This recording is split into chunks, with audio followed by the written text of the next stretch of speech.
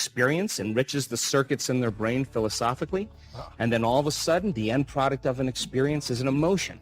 And the moment you feel more whole, the moment you feel more unlimited, the moment you feel more worthy, the moment you feel that emotion.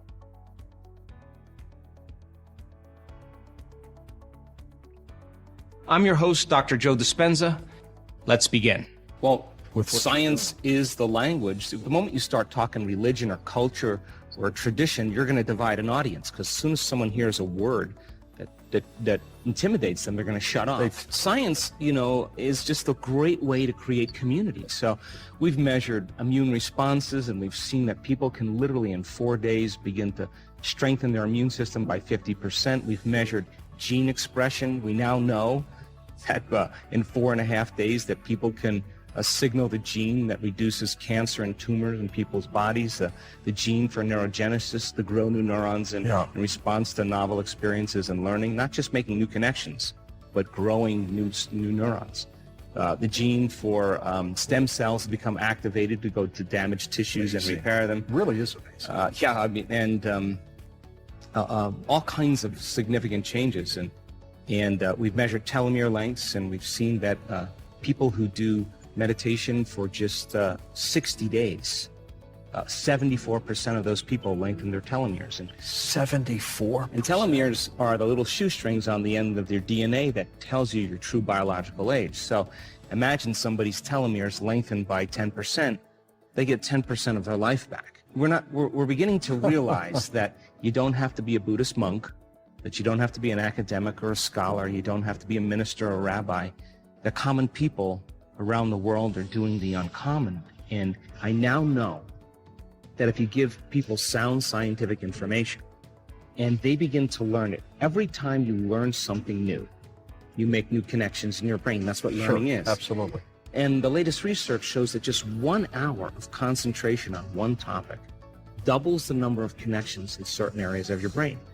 But if you don't review that information, you don't repeat it, you don't think about it, those circuits prune apart within hours or days. So they fade away. Right. So if learning is making new synaptic connections, then remembering is maintaining and sustaining them. So what's the relevance? Well, if you get a community of people together in a room and you deliver the proper information, and then you tell them to turn to the person next to them and explain what they're learning, once they start engaging the other person and they start thinking about it and talking about it, they're causing their brain to fire in new sequences and new patterns and new combinations.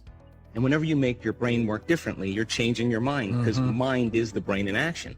So if you keep reminding them of what they're learning, in time they begin to install the neurological hardware in their brain. I love it. In preparation for the experience. Now, if you set up the conditions in the environment and you give them the proper instruction, they have to get their behaviors to match their intentions, just like any skill.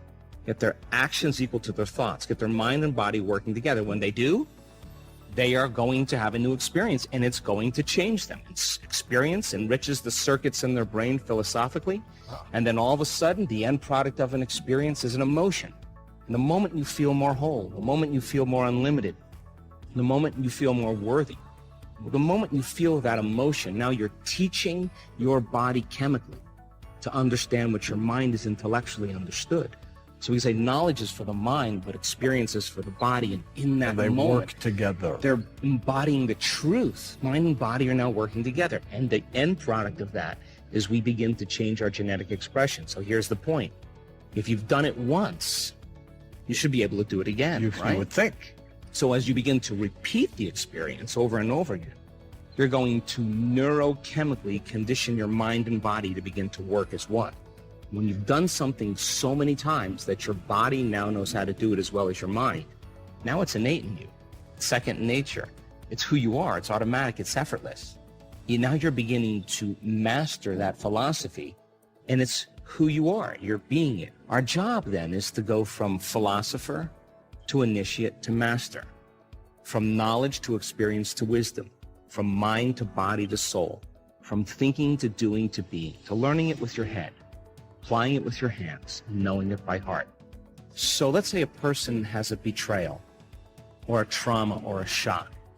Do you know the stronger the emotion that you feel from some situation in your life, the more altered you feel inside of you? Of course. The more altered you feel inside of you, the more you pay attention to the cause, and the brain freezes the image and takes a snapshot, and that's called a memory. So the stronger the emotion you feel, the more long-term memories you create. So now, that's branded neurologically in the brain, and it's emotionally conditioned in the body. So people tend to think neurologically within the circuits of those past experiences, and then they tend to feel emotionally within the boundaries of those chemical events. And how we think and how we feel, George, is our state of being. So most people are defined as an identity by their past memories. So then the question is, how do you change that? Because the strong emotion could actually downregulate a gene that can begin to signal a disease. Right. So then, when we begin to induce these states where a person is going to have a transcendental moment, there's this very significant change that takes place in the brain.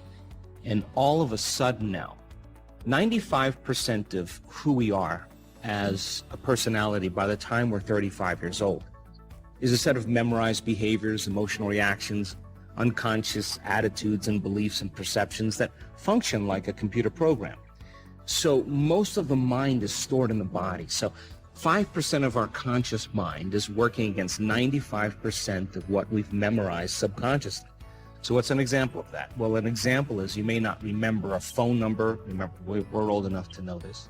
You pick up the phone, you look at the receiver, and you dial the number. Right. You couldn't remember it consciously, but your body did it so many times that it knew how to do it as well as your mind, right?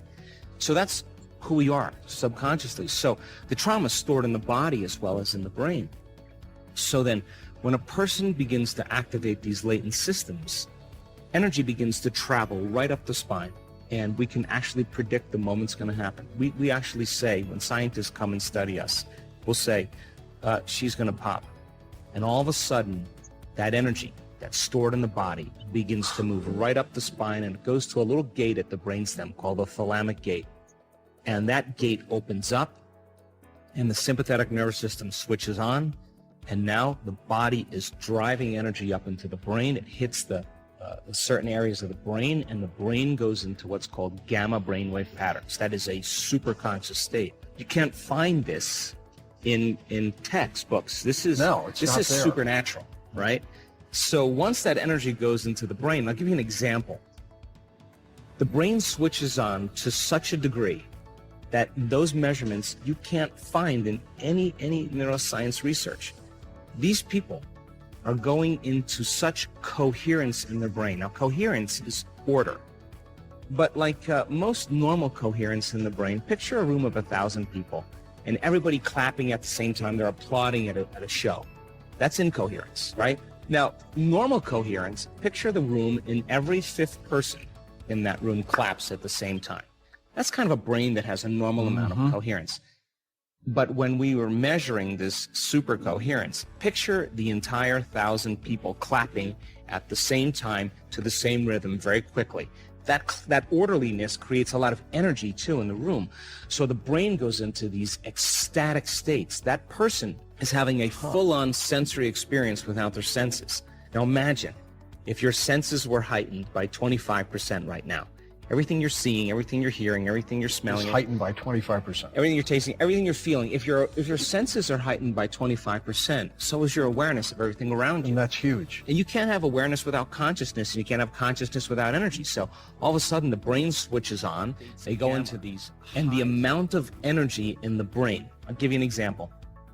Most people, if we're measuring their vision, if we're measuring their liver enzymes, if we're measuring their height, if we took 1,000 people and we measured them, you would see this curve called a Z curve or a bell curve. You draw a line right down the middle and you divide it equally in threes. That's 3 standard deviations above normal, 3 standard deviations below normal. That makes up 99.7% of the population. Doesn't matter what we measure. Doesn't matter. Doesn't matter. It's just there. Okay, so our measurements in energy in the brain is 200 standard deviations outside of normal, 300 standard deviations outside of normal, 400 standard deviations outside normal. That means you have to draw another 197 blocks, and that line just keeps getting smaller and smaller. That amount of energy, that person, that inward event is going to reorganize the circuitry in their brain, because that's what experience does, and it's going to produce a profound feeling. Now, that feeling is not fear, it's not anger, it's not hostility, it's not pain, it's not sadness, it is bliss. So now, the moment the person feels this elevated emotion, their heart goes into super coherence, they're feeling tremendous love, and the strong emotion is causing them to pay attention to the pictures in their mind. And in an instant, it's like their past is washed away. So all of a sudden, we're seeing instantaneous changes with health. A person's psoriasis goes away in an instant. A person's working with a spinal cord injury is now walking without crutches. People with Parkinson's disease, their conditions are returning back to normal, because the level of energy that's running through their nervous system is giving them a biological upgrade. And now we're seeing the same patterns, we're seeing the same brain scans, we're seeing the same changes in health, and the side effect of it is the person is completely changed as an individual. They're saying, I feel so whole, I feel so happy, I feel so free. And I think that is the natural state of being.